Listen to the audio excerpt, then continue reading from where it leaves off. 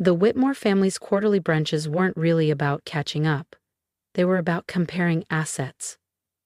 This morning, in a marble-clad penthouse in downtown Miami, promised more of the same. I took my seat by the balcony, quietly sipping orange juice while my relatives tried to outshine one another. Just picked up a beachfront condo in St. Bart's, Bryce boasted, sliding his sunglasses up into his styled hair. Neighbors, with 2 pro athletes. And cute, Simone chirped, tapping at her diamond bracelet. We just bought a chateau outside Bordeaux. Comes with a vineyard and a helipad. I let the chatter roll past me. If only they knew. Jasmine, Aunt Lorraine said, her tone honeyed but sharp.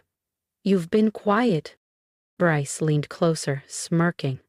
Still living in that little apartment, huh?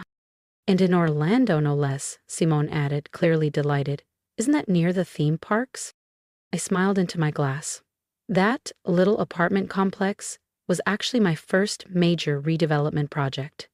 It now operated under Solera Equity Group, my firm. They thought I was just a tenant. In truth, I was the founder and CEO. I like the location, I said simply. You're 33, Aunt Lorraine said, patting my hand like a child. Time to think about building something real. Real? Try a $1.5 billion 0-cent portfolio that included luxury towers, retail centers, and yes, Whitmore Plaza, the very building where this brunch was held. I'd acquired it 3 months ago, quietly, through a blind trust no one in this room could connect to me. I'm doing just fine, I replied, setting my glass down and folding my napkin. And for the first time all morning, they had nothing left to say. Rice smirked. You can't even qualify for a mortgage. I leaned back in my chair and let the comment hang. Because in about 2 weeks, the commercial lease renewal for Whitmore Plaza would land on their desks. And guess whose name would be on the letterhead? Dad finally looked up from his mimosa.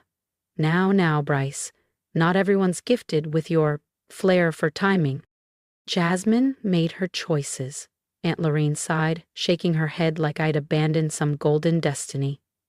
Maybe as an influencer, or the trophy wife of a crypto founder. They assumed I spent my days cold calling renters or begging landlords to list their properties. To them, I was still the family's quiet question mark. What they didn't know was that Jasmine Cole, black sheep of the Whitmores, was also Solera Equity Group, the low-profile powerhouse quietly reshaping the Florida real estate landscape for nearly a decade. Speaking of real estate, Simone said with a knowing gleam, did you hear about the takeover on Palmetto Drive? Some firm bought the whole retail row. They're gutting it, she added with mock concern. Your little place is right next door, isn't it? I kept my expression perfectly neutral. I was the buyer, and I wasn't gutting anything. Palmetto Row was a heritage district, hand-painted tilework, mom-and-pop storefronts, legacy tenants who'd weathered 3 recessions. We were preserving it, upgrading, not erasing. Really? I said mildly. That's news to me. Please, Bryce scoffed, you'd need a trust fund just to get in the room. If you get pushed out, Aunt Lorraine offered, too sweetly, you can always come stay with us. We've got a guest suite and plenty of contacts in the local market. I'm fine where I am, I said, and so is my landlord. Simone chuckled. You can't play small forever. Cole used to mean something in the city. Still did, just not in the way they thought. Among developers, Solera was known for ethical investments and neighborhood revitalization, the opposite of their luxury towers that displaced entire blocks. Dad set his glass down. Actually, he said, this brunch is partly business. The board's concerned about the new owner of Whitmore Plaza. I smiled. Are they now? I tilted my head. Oh? Solera Equity acquired a controlling stake 6 months ago, Dad said, his voice low. No one knows who's behind it. Could be international money. Rice nodded thoughtfully. Has to be. These global firms love iconic properties. If only they knew. The so-called foreign mystery investor was sitting right here, wearing a second-hand linen blouse and ballet flats from a clearance rack. And now, Dad went on, they're asking difficult questions, especially about the building's financials. Ah yes, Difficult questions, like why Bryce charged his jet ski lease to the operations budget, or how Simone's 5-figure spa retreats somehow qualified as strategic planning sessions. "I'm sure it's just standard protocol," Aunt Lorraine said quickly, fingers fiddling with her pearl bracelet. "The Cole name still carries weight." "That's the problem," Dad said. "This Solera person doesn't care about names. They've initiated a full-scale audit." The mood shifted, like the air had thickened. Their laughter dulled. I saw it, panic blooming beneath the polished surface. An audit would do more than rattle a few skeletons. It would bulldoze the entire house of cards. "Maybe Jasmine could help," Simone piped up sweetly. "She's in real estate, right? Maybe she knows someone at the management office." And suddenly, just like that, the family pariah became a possible asset. "I mostly handle boutique properties," I replied, my tone easy. "Nothing the scale of Whitmore Plaza." "For God's sake," Bryce snapped. "You can't lift a finger for your own family."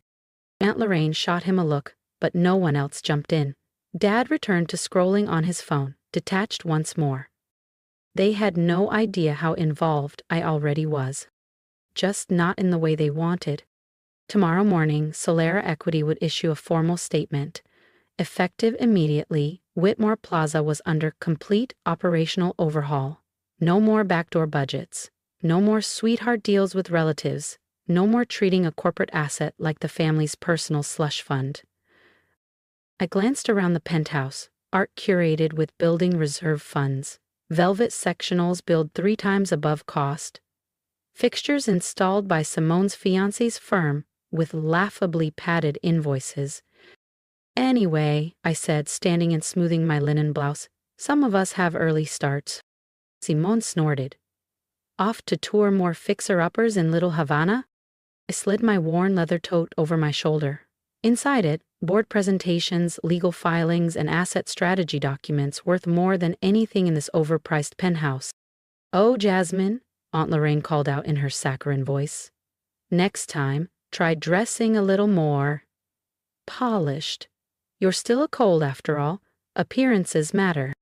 I smiled, walking toward the elevator. "Don't worry," I said.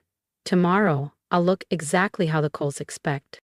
They just didn't know I already ran the empire they thought they owned. If you've been silently rooting for Jasmine from the start, don't miss what happens next. Subscribe to the channel so you're the first to see how this family reacts when the woman they mocked walks into the boardroom with full control. The next morning, I stood in my actual office, a sunlit penthouse suite high above downtown Miami, ready for the moment I'd orchestrated for over 12 months. Layla, my executive assistant, entered with practiced precision, placing a cappuccino beside my keyboard. "The Whitmore Plaza board's assembled. Your family showed up early. Looks like they're lobbying the independents." I grinned, imagining Bryce trying charm over desperation. "Audit packets." "All delivered. The forensic review revealed more than we expected." She hesitated. "You sure you want to go through with this? There's no undoing it." "They need to understand," I said quietly, turning to the window. "Legacy doesn't excuse corruption." In the glass, my reflection was calm, clear, and finally, undeniable. Gone were the linen blouse and ballet flats. Today, I wore a deep navy Altozares suit. Precise tailoring, quiet power. The kind of outfit Aunt Lorraine once imagined I'd wear to impress a husband. Instead, I'd wear it to dismantle their illusion of control.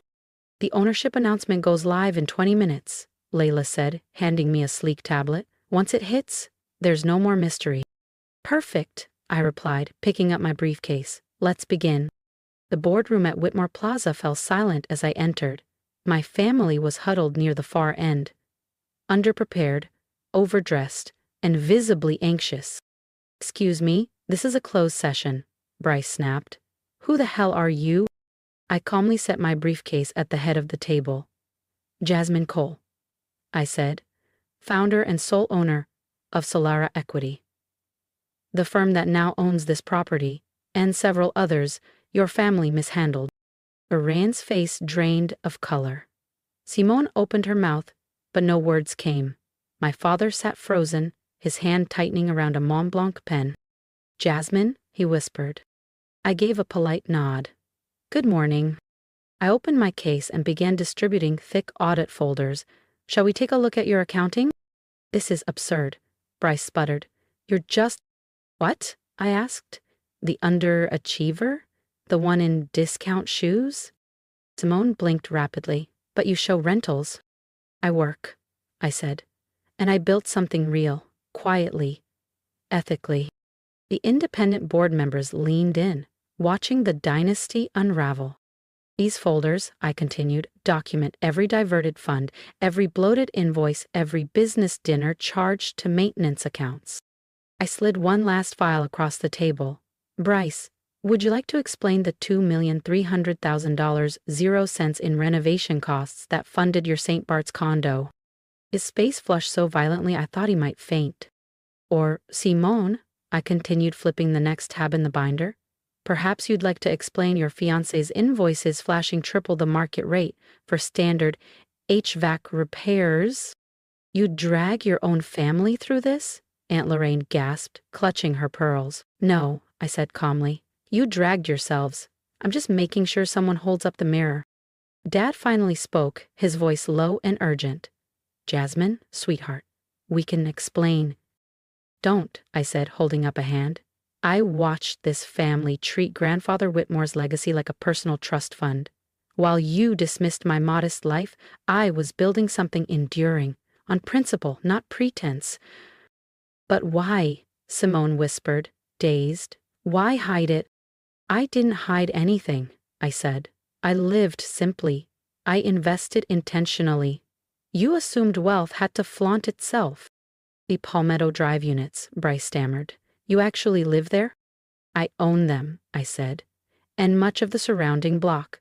And no, I'm not demolishing it, because some of us believe success should serve people, not bulldoze them."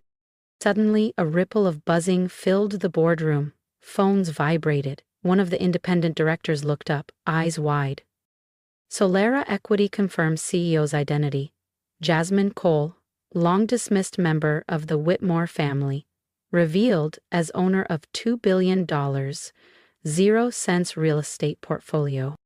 Lorraine fumbled with her screen. "Named among top ethical developers," she read aloud. "Affordable housing, heritage restoration."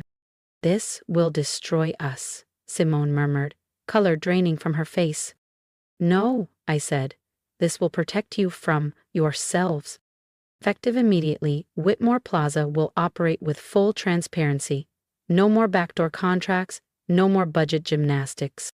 "And if we don't agree?" Bryce tried to sound confident, but his hands shook. I leaned in slightly. "Then I'll deliver these findings to the IRS. And they're far less polite than I am." The room fell still. "What do you want?" Dad finally asked, his voice subdued. "I want you to remember what the Cole name stood for. Before all this," I said, locking eyes with each of them. "Grandfather Whitmore didn't build empires. He built communities." I gathered the audit folders with deliberate calm. "You have a choice. Work with me to rebuild that legacy," I said, voice steady. "Or find another place to live. I hear there are charming efficiencies in Little Haiti." I turned toward the door. "Jasmine, wait." Dad's voice halted me. "Feel I was wrong about you." I paused, then nodded. "Yes, you were." The days that followed felt like something out of a prestige drama. Headlines flooded every feed. Miami heiress exposes family empire in stunning corporate coup. Aunt Lorraine stepped down from every civic committee she chaired. Her public image couldn't weather the fallout. Simone's fiancé's contracting business shuttered within a month of the audit findings.